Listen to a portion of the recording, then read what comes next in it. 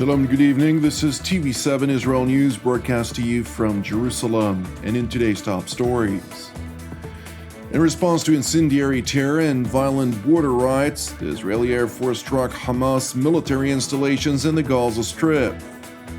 Former Israeli Prime Minister Ehud Barak tells TV7 that a potential political meltdown in Pakistan could inevitably lead to the nuclear armament of a number of nations throughout the region. Iranian Supreme Leader Ayatollah Ali Khamenei insists that there is no difference between U.S. President Joe Biden and former President Donald Trump. Roughly 300 Palestinians rioted along the Gaza-Israel security barrier on Saturday evening near the old crossing of Kalni, which is situated in the northern part of the Hamas-controlled enclave. During the disturbances, several dozen of rioters had made repeated advances toward the Israeli security fence, evidently trying to vandalize the barrier, all the while recurrently hurling improvised explosive devices and rocks toward the Israeli troops, who responded by utilizing crowd control measures. It is important to note that the border riot took place in spite of assurances given by the Islamist Hamas organization to senior Egyptian intelligence officials, pledging to hold off any violent activities in exchange for the opening of Gaza's Rafah border crossing with Egypt, alongside delivery of Israeli humanitarian aid to the residents of the Islamist-controlled enclave. A senior Palestinian source who was cited by a number of Arab media outlets revealed that the decision to enable the border riots was made on Thursday evening for the purpose of applying additional pressure on Israel, regardless of efforts being made by the Egyptian mediators to reach a long-term truce arrangement between the Islamist Hamas and authorities in Jerusalem. Separately, a number of so-called incendiary balloons were sent sailing from the Hamas-controlled enclave, sparking two blazes in Israel's southern Eshkol Regional Council. Thankfully, the fires were quickly brought under control. Consequently, overnight on Sunday, IDF fighter jets struck a Hamas military compound used for manufacturing weapons and training, as well as an entrance to a terror tunnel adjacent to Jabalia, which is situated in the northern Gaza Strip. The IDF further stressed in a statement that it will continue to respond forcefully to any terror attempts emanating from Gaza.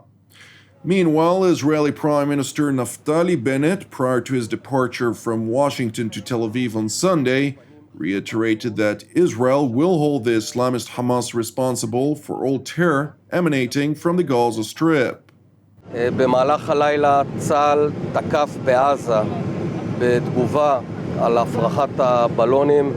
כמו שאני כבר אמרתי, אנחנו נפעל בעזה לפי האינטרס שלנו. ומבחינתי הכתובת בעזה הייתה ונשארה חמאס. It is worth mentioning that during Bennett's 5-day trip to the United States, U.S. Secretary of State Antony Blinken had reportedly informed the Israeli Prime Minister that the Biden administration would object to Jerusalem making humanitarian aid to Gaza contingent on the return of Israeli prisoners of war being held by Hamas in the Gaza Strip. With that being said, Prime Minister Bennett asserted that his meeting with President Joe Biden was very warm and beneficial for the Jewish state. It is important to note that during the Biden-Bennett meeting, which took place at the White House this past Friday, the American president reaffirmed his country's unwavering commitment to Israel's security and added that while he puts diplomacy to tackle Iran's nuclear aspirations first, if diplomacy fails, other options are on the table. Unwavering commitment that we have in the United States to Israel's security, and I fully support replenishing Israel's Iron Dome system.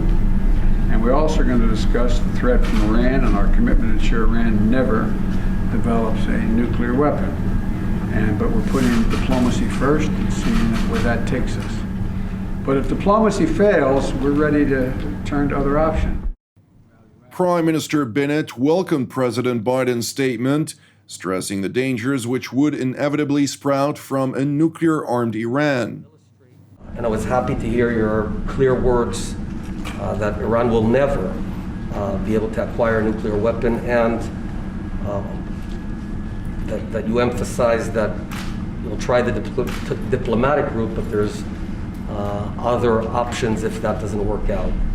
These very days illustrate what the world would look like if a radical Islamic regime acquired a nuclear weapon. That marriage would be a nuclear nightmare for the entire world.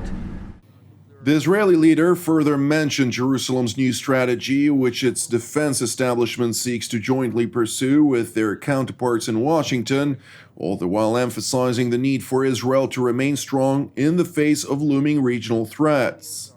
We cannot lose sight for even one moment that we're in the toughest neighborhood in the world.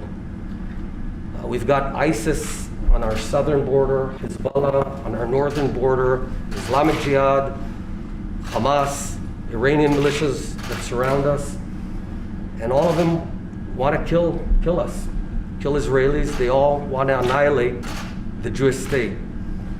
And that's why Israel always has to be overwhelmingly stronger than any of our enemies, and indeed of all our enemies combined.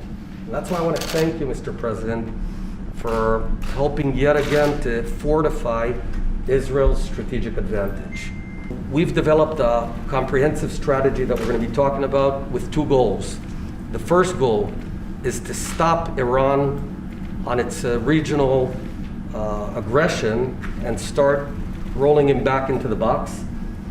And the second is to permanently keep Iran away from ever being able to break out the nuclear weapon.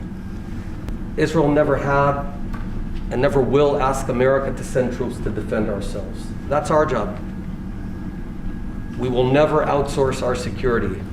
It's our responsibility to take care of our fate. But we do thank you for the tools and the back you've been giving us and you're giving us.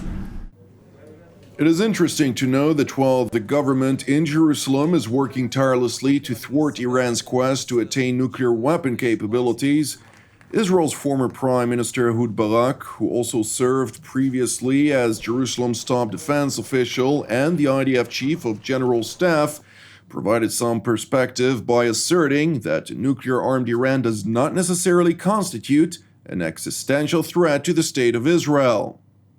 Look, it's not, at the present time, it's not an existential threat. It could potentially develop over the years into an existential threat. It was not originated because of us. We somehow found ourselves at the other extreme.